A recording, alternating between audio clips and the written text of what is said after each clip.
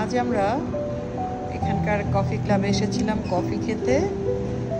এই coffee club খুব famous একটা জায়গা।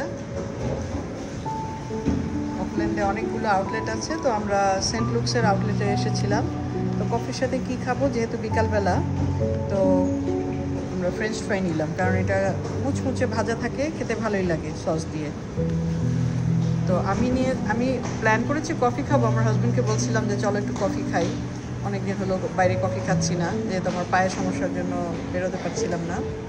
তো আমার হঠাৎ করে টেবিলে আইসড কফি দেখে আমার আইসড কফি খেতে ইচ্ছে করছে, যেটা ফ্র্যাপে, মানে প্রচুর ক্রিম ট্রিম দিয়ে ফোলানো থাকে সেটা।